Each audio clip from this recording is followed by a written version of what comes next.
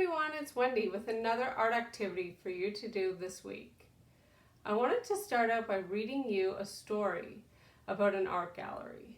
The book is called Babar's Museum of Art, and it's written and illustrated by Laurent de Brunhoff.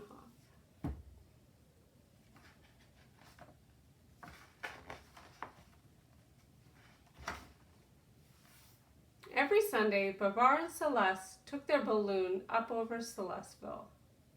One morning, they noticed the old railroad station standing empty on the far side of the lake. Elephants no longer take the train, said Babar. They prefer to drive their cars.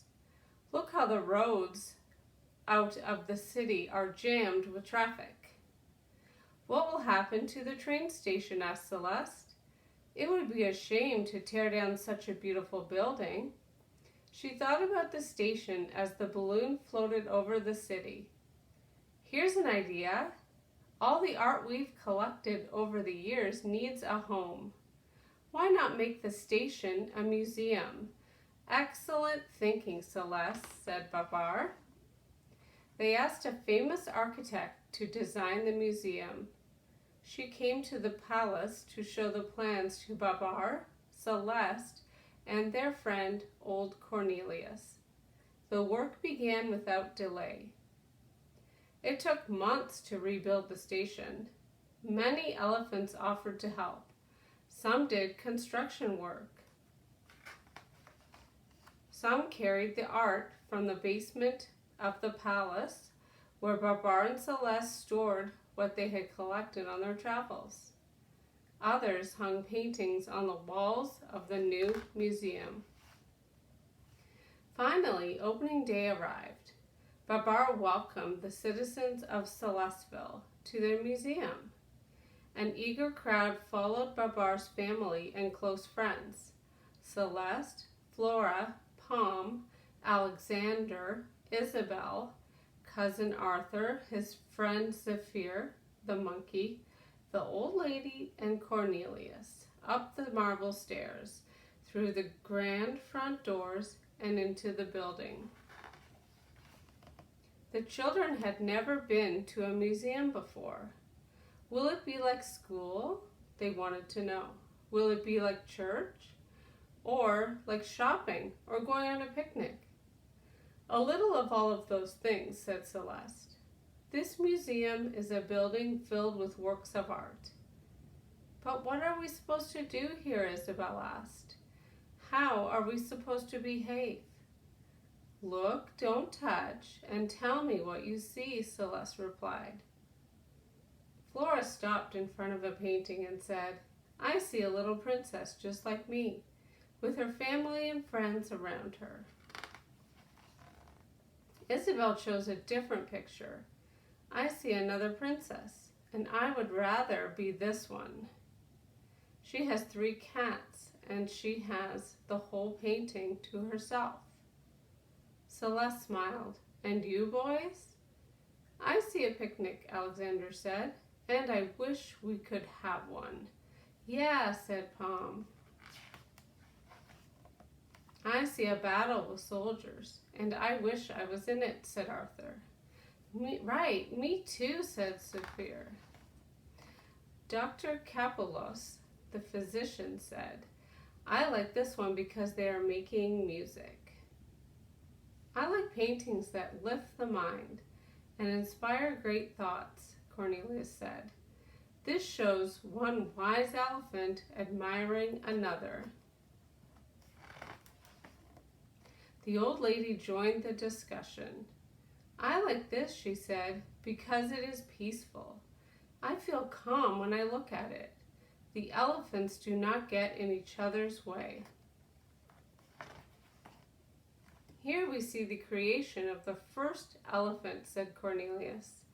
That is a worthy subject. And excuse me, Isabel, but the painting you thought showed a little girl is really of a little boy. And the one that shows a battle, Arthur, is about winning freedom. Hush, Cornelius, said Celeste. Let them have fun. They'll have plenty of lectures later. But it did not matter because the children paid no attention to Cornelius. "They were playing cards, and I like to play cards," said Alexander. "Me too," said Pom. "That's just what I was thinking." "I like this picture because it's red," said Arthur. "I like the dog," said Flora. "The couple looks so happy together," said the old lady. "I like the red," said Arthur, and Cornelius added, "The painter is trying to tell us something," but no one asked him to explain. "This one," Alexander said, laughing, "is telling us to dry off when we come out of the water." "I see a woman who forgot to get dressed," said Arthur. "It's about love," said Cornelius. "That woman is Venus, the goddess of love." "Hush, Cornelius," said Celeste. "Does everything have to mean something in a picture?" Isabel asked. "I like this picture of the jungle and my father on the sofa. I don't understand why the sofa's in the jungle, but I'm glad it is." "Shouldn't it make sense?" Pom asked. "A fruit bowl can't be an elephant's leg." "It's an elephant's head," said Isabel. "See the ears and trunk?" "I see what you mean, but that head is also a leg," Pom insisted. "Either way, it doesn't make sense." "Doesn't it have to be old to be in a museum?" asked Alexander. "Doesn't it have to be pretty?" asked Flora. "It doesn't have to be or mean anything," said Babar. "There are no rules to tell us what art is." Soon the family moved on to the sculpture garden. Babar and Celeste had brought statues from all over the world to Celesteville. "Will you take my dolls and put them in the museum?" Isabel wondered. "No, dear," said Celeste. "Don't worry." The elephants of Celesteville loved the new museum. They went there to relax, to study, and to get ideas. Babar and Celeste gave a party to celebrate the museum's success.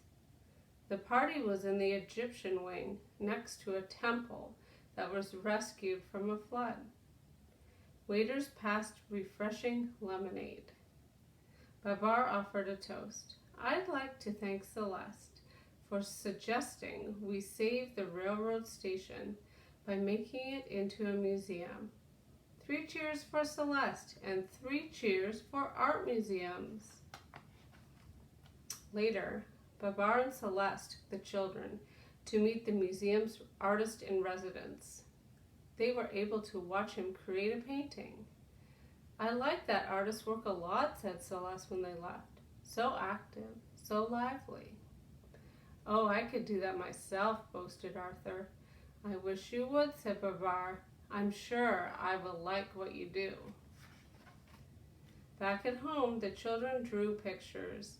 They thought they might like to be artists when they grew up, or collect art, or teach, or make t-shirts.